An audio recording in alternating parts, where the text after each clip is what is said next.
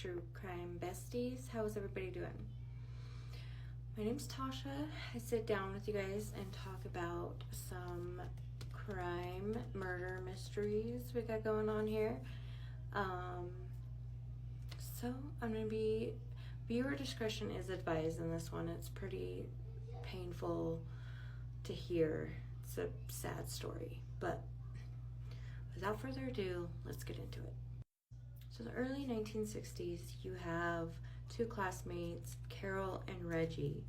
Okay, they were so cute together. They would hold hands in the hall and laugh together and everything, just super in love. But despite how perfect their relationship was, after they graduated, they ended up splitting up because, you know, their futures just didn't line up with one another.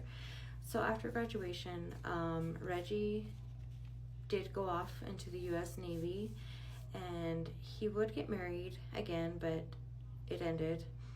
And then once he was done with the military, he came back and got a job at a railroad in his hometown in South Carolina. As of Carol, she got married and divorced too, twice. And her second husband is where she would like almost lose her life. So February 18th, 1987, Carol is living with her daughter, Rhonda, 10 years old at the time, when her ex-husband comes and knocks on the door, and Carol opens it up, and her ex-husband pulls out a gun and just shoots her like 6 times right in front of their daughter. Police would later find him on the side of the road. He ended up shooting himself.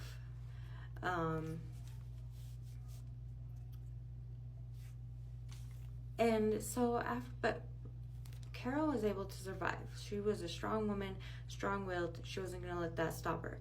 So she survived this, okay, but she ended up having like a lot of injuries. She was blind in one eye, you know, so her daughter had to really take care of her. And then in 1995, she got really sick, and she went to the doctors and found out she had liver cancer. So the blood that they gave to her when she got shot to save her life, the blood transfusion, it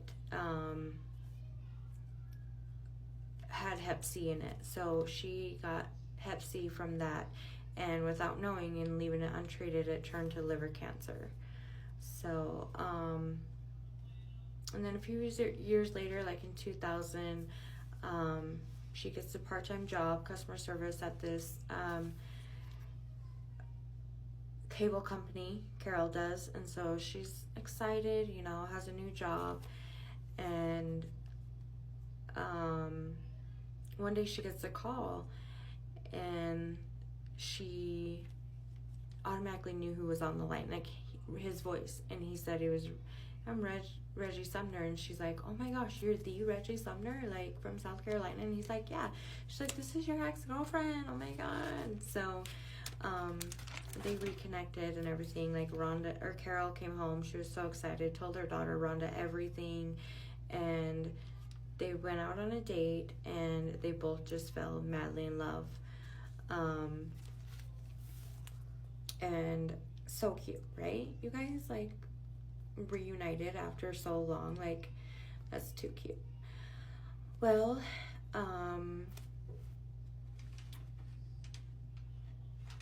so in July 2005, Rhonda and Carol would talk all the time, almost every day.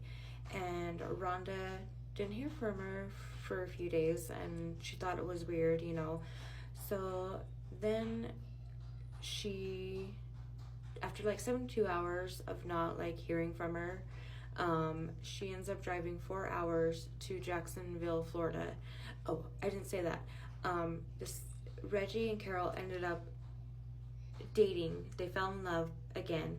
They bought a house together, got married, and then they sold their house. They're selling their house in South Carolina, moved to Jacksonville, Florida to retire there.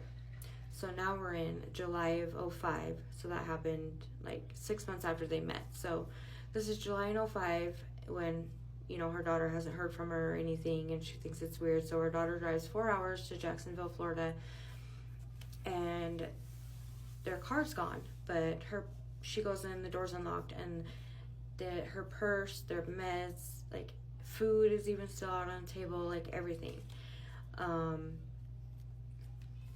So yeah, she just thought it was really weird. So she files a missing person report for Reggie and Carol, and the only lead that they really had to go off of was their car, which was found abandoned on a dirt road, and their battery was gone. And then the police, put out on the news that they're missing couple. So a strange phone call comes in claiming to be Reggie, a young man claiming to be Reggie, and the voice was like young, didn't match, And so the police are like, "Are you with Carol?" And he was like, "Yeah, here, you want to talk to her?" And then some young girl gets on, and like Carol's like in her 60s, so they knew. So they bring in Rhonda and like, "Hey, we listened to this. Does this sound like your parents?" And she's like, "No, not at all." And so while the police are tracing down that number, the call that came in, that the young guy called in, it was registered under a fake name and address. So,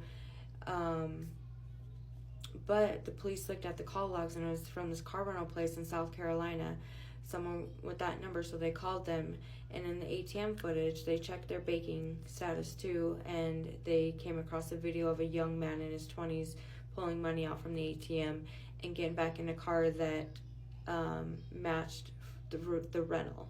So,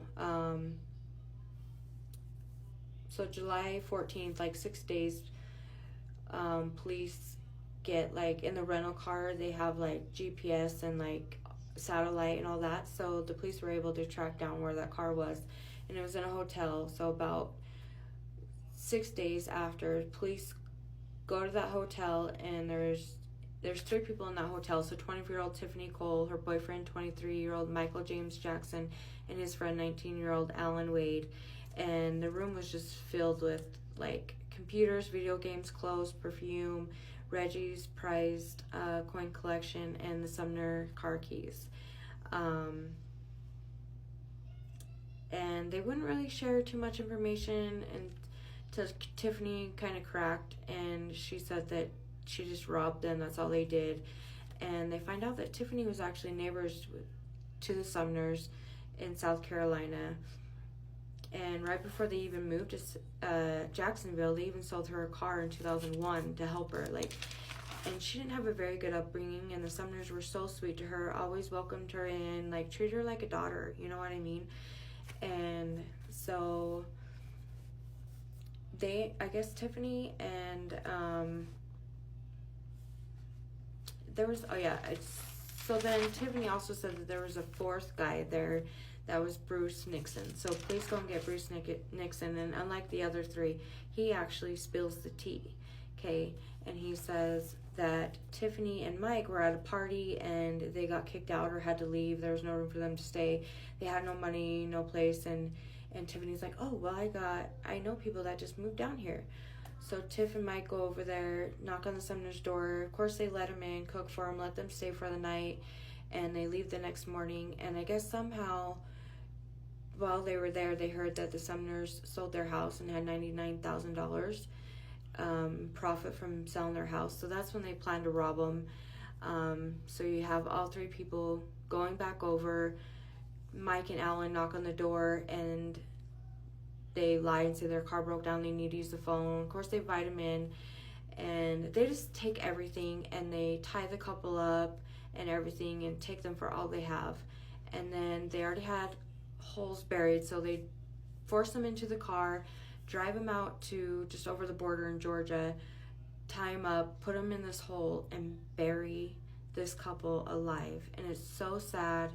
Like, after they gave everything, despite doing all of that, they had to give that. So Bruce Nixon, since he told and everything and was cooperative, he spread the death penalty, but the other 3 got death penalties, row.